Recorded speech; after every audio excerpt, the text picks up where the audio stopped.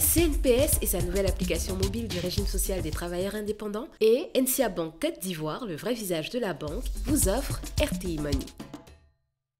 Bonsoir et bienvenue dans RTI Money, votre magazine business qui vous parle de la gestion de vos finances et de votre argent. RTI Money reçoit ce soir ce qu'on pourrait appeler une entrepreneur d'impact, cofondatrice d'une start-up qui évolue dans le domaine des transferts d'argent. Elle a fondé et préside Mboa Paris, le premier salon business et socio-culturel de la diaspora. Elle est également à la tête d'une agence de marketing. Elle nous donnera tous les secrets de réussite de l'entrepreneur d'impact qu'elle est. Fatimatou, bonsoir. Bonsoir Justine, merci. Comment allez-vous? Je vais très très bien et vous? Merci d'avoir accepté notre invitation, Merci RTI Money. Avec vous, on parlera des différents secteurs d'activité dans lesquels vous évoluez, mais avant, voici mon équipe de chroniqueuses ce soir, 100% femmes, avec Stéphanie qui nous donne les nouveautés dans le secteur du mobile money. Exactement, le mobile money a révolutionné la façon dont nous gérons notre argent. Certaines plateformes de paiement mobile offrent beaucoup plus que de simples transactions financières. Donc restez avec nous pour découvrir les avantages et les opportunités qui se cachent derrière votre portefeuille mobile. Ensuite, avec vous, Aseta, il sera question de restaurants à concept. Tout à fait, Justine. Les restaurants à concept, c'est un mode de restauration qui prend de plus en plus de place sur le marché global de la restauration en Côte d'Ivoire. Et je vous en dis davantage tout à l'heure. Et puis, Madame Chiffre ce soir, Soraya, vous nous donnez un classement sur les applications les plus téléchargées au monde. Eh bien oui, le numérique est en constante évolution et aujourd'hui, 60,6% de la population mondiale utilise les réseaux sociaux, ce qui équivaut à 4,88 milliards de personnes. Et ce soir, je vous présente le classement des applications les plus téléchargées au monde tout à l'heure. Et je vous propose d'y aller maintenant. C'est parti pour EcoChiffres.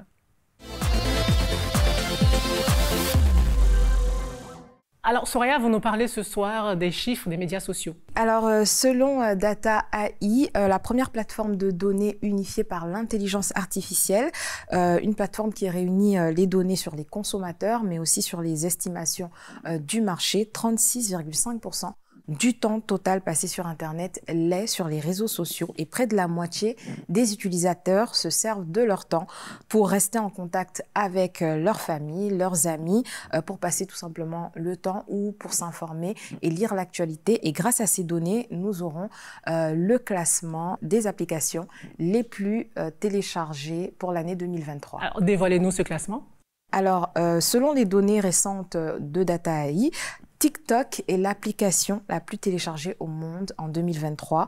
L'application existe dans 155 pays. Elle est disponible en 75 langues. Et derrière TikTok, le podium reste occupé par les poids lourds de Meta. Instagram conserve une solide deuxième place, suivie de près par Facebook, WhatsApp, Messenger en quatrième position, en cinquième CapCut, en sixième Telegram, Snapchat en septième position, WhatsApp Business en huitième position, Facebook Messenger en 9e et Threads referme le top 10 des applications les plus téléchargées. Alors, parmi toutes ces applications que vous venez de citer, quelles sont celles qui sont les plus utilisées par nos compatriotes? Alors, selon les données du Data Reportal 2023, près de 12,9 millions d'Ivoiriens, soit 45,4% de la population, utilisent régulièrement Internet et Facebook demeure le réseau préféré des Ivoiriens avec près de 4,65 millions d'utilisateurs. En deuxième, LinkedIn avec 1,10 million d'utilisateurs. Instagram en troisième position avec plus de 700 000 utilisateurs. Et X, anciennement Twitter, en quatrième position avec plus de 300 000 utilisateurs. Fatimatou, quel est votre réseau social préféré? Je dirais que par habitude, aujourd'hui, c'est Instagram. Quand je me lève le matin, je scrolle un peu Instagram. LinkedIn, c'est un très très bon réseau aussi. Professionnel. Qui m'a permis d'intégrer TapTapSend, d'ailleurs, on en reviendra, mais LinkedIn, c'est très puissant et ça m'a permis de recruter aussi et de débaucher beaucoup de personnes. Et puis de plus en plus TikTok, mais j'essaye d'éviter parce que j'ai l'impression que ça rend addict.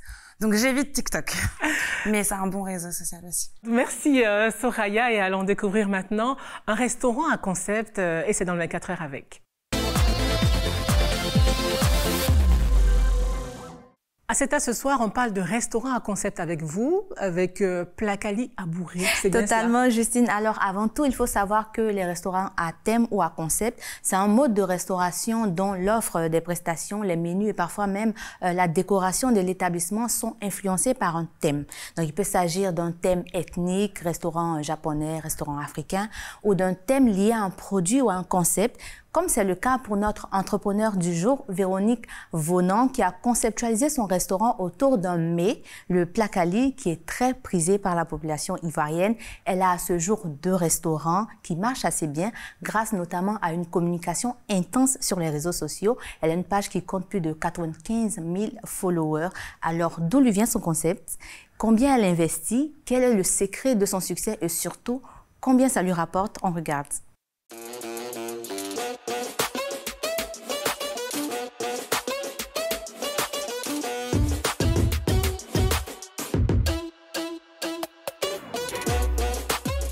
Il est à peine 10h30 et ce restaurant est plein à craquer.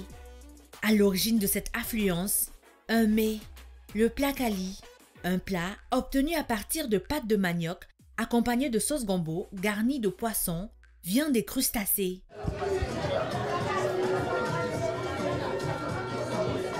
Dans la cuisine, la pression est à son comble. Véronique Vonan, propriétaire de ce restaurant à concept, tente de mobiliser ses cuisinières. Pardonnez, faites vite, il y a beaucoup de monde. Hein? Vous avez vu le rang là-bas? Faites vite, pardonnez. Hein? En 3 ans d'existence, ce concept est une réussite. La chef d'entreprise a commencé son activité avec moins de 30 000 francs CFA. Aujourd'hui, elle en est à son 2e restaurant et n'arrive toujours pas à satisfaire la demande croissante. Ma tante vendait son Plakali au bord de la route et moi j'ai récupéré le commerce. Et tout ce que j'ai investi, c'est juste l'emballage. Elle faisait le marché, elle préparait son Plakali, elle me revendait les plats que moi je revendais sur les réseaux sociaux. C'est comme ça qu'on a fait la livraison.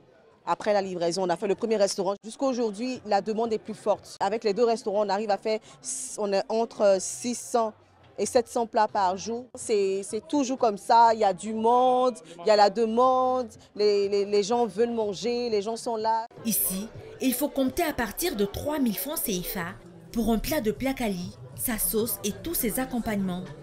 À la main ou avec des couverts, les clients dégustent avec beaucoup d'appétit. En plus de l'originalité de son concept, Véronique entretient une relation de proximité avec sa clientèle. C'est bon mesdames, ça se passe bien? Ça se passe super bien. C'est bon, vous aimez hein? C'est le meilleur Plakali que j'ai mangé de toute ma vie. Ah super, c'est gentil. Des clients qui parfois viennent de très loin, à l'image d'Elisabeth Sagnou, guinéenne, venue de France pour un séjour en Côte d'Ivoire. C'est super intéressant le concept. Après, si ça marche, c'est parce qu'il y avait une demande. C'est aussi un mec qu'on fait aussi en Chili. Je ne sais pas quelle machine il y a dedans, mais c'est super bon. Après, chacun a sa façon de cuisiner. J'ai payé 3 000 francs CFA et franchement, le rapport qualité-prix, c'est super. Il y a tout, vraiment, il y a de la viande et la quantité aussi est liée. Ceux qui viennent manger sur place représentent 60% de la clientèle. Les 40% restants préfèrent commander depuis la maison. Et pour eux, Véronique a mis en place un centre d'appel.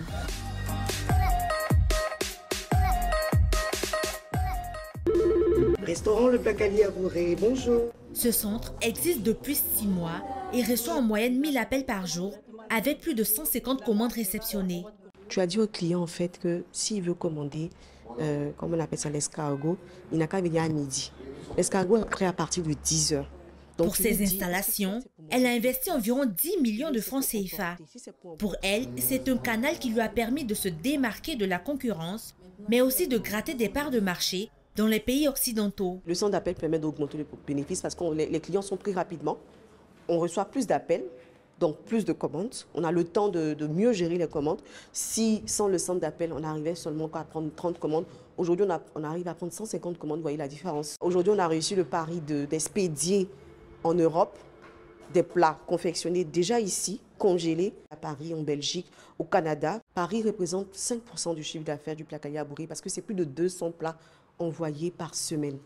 Un chiffre d'affaires mensuel compris entre 25 et 30 millions de francs CFA. Si la chef d'entreprise fait autant de chiffres, c'est aussi parce qu'elle a su se positionner sur toute la chaîne de valeur.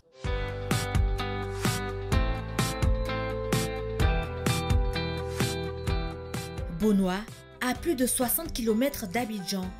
Entre les palmeraies, une plantation de manioc de 4 hectares appartenant à Véronique. C'est d'ici que provient la matière première essentielle à son business. De toute façon, c'est petit là. Est-ce que ça va nous approvisionner pour les 3 mois là? Oui, il n'y a pas de problème. Voici déjà une parcelle. On peut commencer à déterrer à partir d'environ 2 semaines. Déjà, Tous les 6 mois, cette plantation peut produire 80 tonnes de manioc, de quoi assurer l'approvisionnement des restaurants. Ce champ, qui a nécessité un investissement de 500 000 francs CFA, contribue à diminuer ses charges. Pour la chef d'entreprise, le secteur de la restauration à concept a énormément de potentiel. Ça nous revient moins cher en fait d'avoir nous-mêmes notre propre champ de manioc. Le sac de Placali, avec ce type de manioc-là, il est à 25 000 francs avec le transport et tout. Alors qu'ici, avec la production, on a carrément un sac de Placali à 15 000 francs. Je pense qu'avec les années à venir, on va plutôt voir des restaurants naître avec un concept. C'est-à-dire un restaurant spécialisé en foutou. On sait que la Côte d'Ivoire a beaucoup de nourriture. C'est des concepts qu'on peut développer parce que ce sont des concepts très rentables. Une journée qui se termine enfin pour Véronique, qui, loin de se reposer sur ses acquis, est sur le point de mettre en place des franchises dans les pays de la sous-région et dans certains pays d'Europe. À terme, elle envisage faire de son Placali un label. Aceta, quels sont les restaurants à concept les plus prisés ici en Côte d'Ivoire? Là, on a un premier concept conçu autour du garba, qui est pratiquement l'emblème de la gastronomie en Côte d'Ivoire. Le garba est un plat qui est souvent proposé dans de petits hangars. Et là, on le retrouve dans des restaurants, un restaurant assez chic, avec des couverts, avec une vaisselle quand même assez belle. Cet établissement propose la même recette, attiqué, poisson thon, frit. Et là-bas, on peut manger à partir de 2000 francs CFA. Il y a le goût pour tout le monde, on va dire ça comme ça. Ceux qui préfèrent le garba dans les hangars et ceux qui préfèrent dans les restaurants, bah voilà, tout le monde est servi. Tout le monde est servi. Et ensuite, on a un concept qui est assez intéressant. C'est un restaurant boutique qui allie gastronomie africaine et art contemporain. C'est un concept de chef Prisca Gilbert, qui est une référence en Côte d'Ivoire. Elle propose des plats africains et ivoiriens, parfois dans leur forme originelle, parfois révisitée. Elle propose par exemple du fonio de caille. On peut y manger aussi du choukouya au feu de bois qu'on voit à l'écran. Pour un menu classique dans ce restaurant-là, le prix moyen est de 40 000 francs CFA. Et on a un menu dégustation à partir de 65 000 francs CFA. On peut y déguster 5 à 6 menus. Merci Aceta. Découvrons à présent les bons plans de Stéphanie.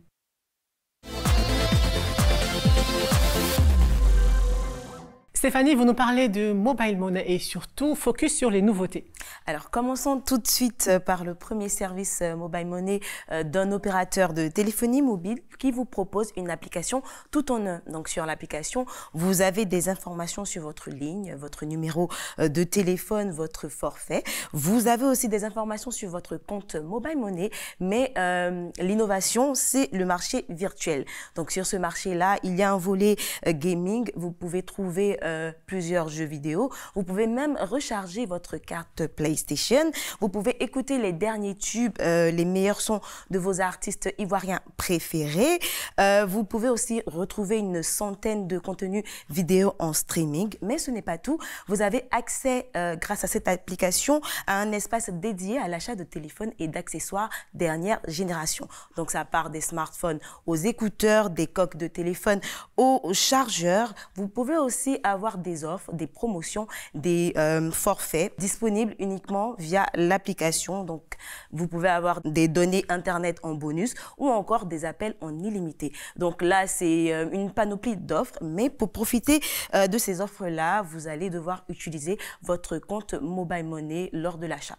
Et on a aussi un opérateur de mobile money qui a établi un partenariat avec une plateforme de e-commerce. Mais qu'est-ce qu'elle propose véritablement? Les utilisateurs de ce service de mobile money peuvent désormais effectuer leur achat sur la célèbre plateforme de e-commerce en Côte d'Ivoire via leur compte et bénéficier automatiquement de privilèges. Donc, le premier privilège, c'est qu'aucun frais ne sont prélevés sur le compte lors du paiement, ce qui veut dire que vous allez juste payer le montant de l'article net. Enfin, quel que soit l'article, vous commandez et vous êtes livré gratuitement. Merci Stéphanie, c'est l'heure de la pause à présent, mais nous revenons dans quelques petits instants pour notre entretien cash à bâton rompu avec notre invitée Fatimatou Ousmanou. Ne bougez surtout pas.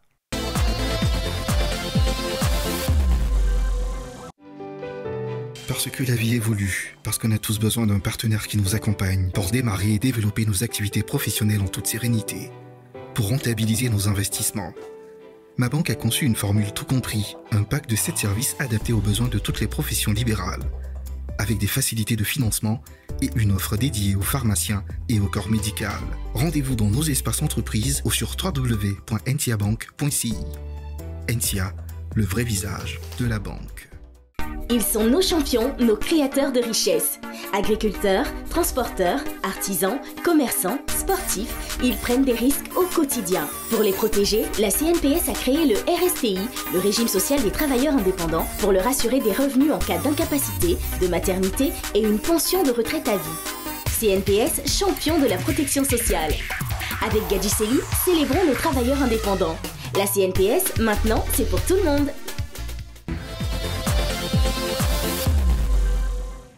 Nous sommes de retour sur le plateau d'RTI Mani, toujours en compagnie de notre invité qui va maintenant tout nous dire sur les transferts d'argent vers l'Afrique et ses expériences personnelles de social entrepreneur. Alors, vous êtes la cofondatrice de TapTapSend, une solution de fintech. Hein.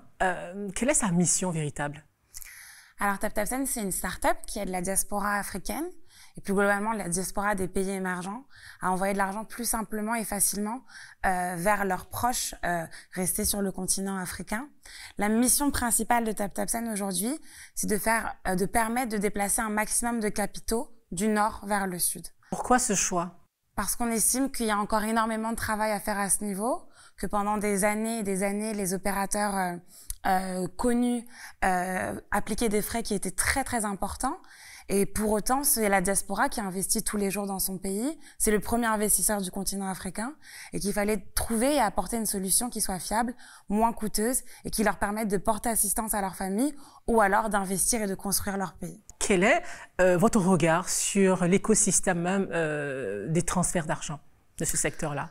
Alors, on est dans un secteur très, très, très compétitif. Vous pouvez le voir aussi au niveau local, hein, que ce soit en Afrique localement, il y a de nouveaux opérateurs qui arrivent sur le marché et qui déstabilisent les anciens. Et puis aussi sur le secteur des remittances, donc du transfert d'argent de l'étranger vers l'Afrique, c'est un secteur tout aussi compétitif.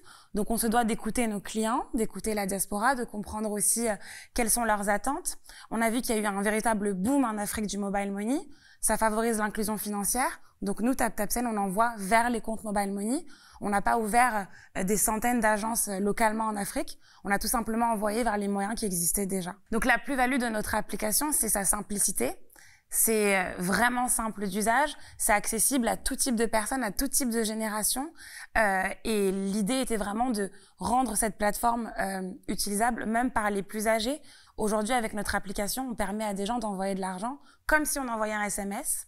Et ça, de son canapé, de son lit, de son bureau. Pas besoin de se déplacer, plus besoin de faire la queue, plus besoin d'avoir des tracasseries un peu compliquées avec les noms, les pièces d'identité, etc. Donc notre solution a simplifié l'envoi d'argent de manière générale vers l'Afrique. Donc on est présent. Et puis au-delà de ça, on est aussi présent sur les réseaux sociaux. On parlait de réseaux sociaux tout à l'heure. On est très présent sur les différents réseaux sociaux et on répond directement, que ce soit sur Instagram, sur Facebook, sur LinkedIn. Et l'équipe aussi, elle est de manière très forte, très bien représentée par les membres actifs de la diaspora. Et ça se ressent dans la manière dont on traite les gens, dans la manière dont on communique et dans toute notre stratégie globale. C'est vraiment porté par le cœur, par des Africains, par des enfants de la diaspora. Pour les Africains. La diaspora. Exactement. Quel est votre regard sur les frais de transfert? D'abord, est-ce que les frais ne sont-ils pas trop élevés? Au niveau de votre application, comment est-ce que vous établissez les frais de transfert? Et on sait que c'est un business. Comment est-ce que vous arrivez à rentabiliser? Aujourd'hui, les frais d'envoi vers l'Afrique francophone restent parmi les frais d'envoi les plus élevés au monde pour envoyer de l'argent. C'est beaucoup plus difficile et beaucoup plus coûteux d'envoyer de l'argent en Afrique que d'envoyer de l'argent en Europe, à l'intérieur de l'Europe, entre Européens, ou vers les États-Unis, ou vers des pays occidentaux. Alors même que le besoin est différent, alors même qu'on est une des plus grosses puissances en termes de transfert d'argent, et que la part que joue la diaspora dans l'économie locale du pays est importante. Si je prends l'exemple du Sénégal, 10% du PIB du Sénégal, c'est la diaspora. Donc c'est énorme. Sur le Mali, c'est 7%. Donc c'est quand même des chiffres et des données importantes. Et si on parle de développement, si on parle d'accompagner nos pays, ce serait donc de faciliter ces transferts d'argent-là et de réduire ces coûts-là. Ces dernières années, ces 5 dernières années, et notamment grâce au mobile money, plusieurs opérateurs, comme nous ou d'autres plateformes concurrentes, ont pu notamment baisser leurs coûts de manière significative parce qu'on n'a plus besoin d'ouvrir des bureaux, parce qu'on n'a plus besoin de recruter en masse localement. Donc forcément, on a aussi la possibilité de jouer davantage sur nos coûts et de réduire ces frais-là. Donc l'application, la technologie de manière générale, a permis de réduire les coûts d'envoi d'argent. C'est-à-dire qu'on ne prend pas d'argent sur le volume, on prend de l'argent, on se rémunère sur des frais fixes. Maintenant, les pays qui ne sont pas en zone euro, comme la Guinée par exemple, où c'est le franc guinéen, ou le Ghana, où c'est le cedi, là, on n'applique pas de frais d'envoi. En revanche, on va jouer sur le taux de change et prendre un pourcentage d'argent sur le taux de change.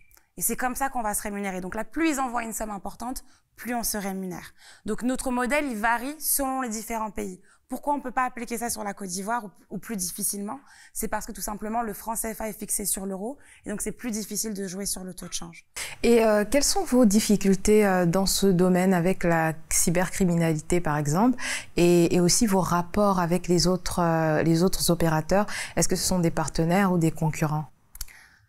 Alors, pour la première question, sur la partie cybercriminalité, effectivement, étant donné que le digital et la technologie occupent l'espace majoritaire aujourd'hui de l'économie, forcément, il y a des cyberattaques et ce genre de choses. La chance qu'on a, c'est qu'on a quand même... on parle d'une application de transfert d'argent, donc on a quand même énormément de pare-feu pour éviter ce type de dommages. Et comme je le disais, on a une équipe compliance, on a une équipe fraude, on a une équipe technique qui est aussi basée aux États-Unis, qui nous aide donc à lutter contre ce type d'attaque. Et on a encore, pour l'instant, jamais été victime puisqu'on a réussi à les éviter. Et c'est vraiment le service qu'on propose, donc la sécurité. Maintenant, sur la partie avec la compétition, on joue les uns contre les autres, mais c'est pas pour autant qu'on est ennemis les uns et les autres. Avec certains, parfois, on peut être partenaire sur certains segments, pas sur l'entièreté de la manière dont on travaille. Et puis d'autres, c'est une compétition, mais c'est aussi la compétition, je pense qu'elle est utile dans le business parce qu'elle nous permet à la fois de nous réajuster, de nous challenger, d'offrir aussi un service beaucoup plus intéressant pour les clients. Donc plus il y a de compétiteurs, mieux le service se porte et mieux les clients aussi se retrouvent économiquement avec leur portefeuille. Dans la communication de votre entreprise, on voit que vous avez une stratégie qui est beaucoup tournée vers les influenceurs. Ouais. Pourquoi ce choix et est-ce qu'il y a un réel impact? Alors, moi, quand j'ai rejoint l'aventure TapTapSend pour lancer une grande partie de l'Afrique francophone, la première chose que je me suis dite, c'est qu'en Afrique, on a aussi des influenceurs. Et malheureusement, sur le continent africain, ces mêmes influenceurs n'étaient pas considérés comme des forces ou marketing importantes. Ça veut dire qu'il y avait encore ce regard un peu traditionnel sur de la communication en Afrique et un peu un regard méprisant vis-à-vis de ces personnes qui étaient connues sur les réseaux. On n'arrivait pas vraiment à exploiter ce que ça voulait dire.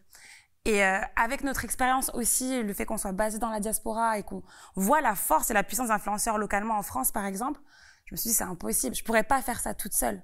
J'étais toute seule pendant longtemps, j'avais pas d'équipe pendant presque 1 an. Donc, il fallait absolument que je fasse connaître mon produit. Et du coup, je me suis dit, un influenceur, c'est un écran de télé. C'est, par exemple, je prends l'exemple de Nathalie Koa, avec qui on travaille sur le Cameroun.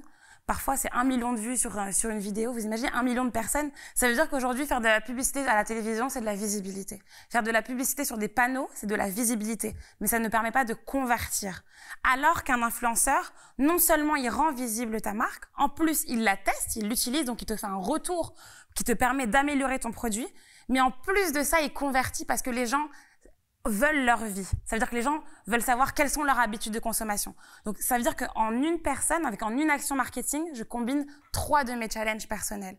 Donc, vraiment, pour moi, l'influence aujourd'hui, si elle est bien faite, si c'est bien amené, si on travaille avec les bonnes personnes et qui sont aussi professionnels, c'est vraiment un vecteur qui fait la différence en termes de marketing. Et pour le coup, sur le Cameroun, ça a fait la différence. Sur la Côte d'Ivoire, ça a fait la différence. Sur le Sénégal, ça a fait la différence. Et ça a aussi permis de créer l'image de marque. On est proche des gens parce qu'on travaille avec des gens qui sont proches eux-mêmes des gens. Fatima Ousmanou, merci d'avoir répondu aux questions d'RTI Mani. Merci beaucoup. Merci à Seta, Soraya, Stéphanie. RTI Mani pour ce soir, c'est terminé. Merci de nous avoir suivis. Rendez-vous la semaine prochaine pour un nouvel épisode de votre magazine sur la banque, les assurances et les finances. Bonsoir. La CNPS et sa nouvelle application mobile du régime social des travailleurs indépendants et NCA Bank Côte d'Ivoire, le vrai visage de la banque, vous ont offert RTI Mani.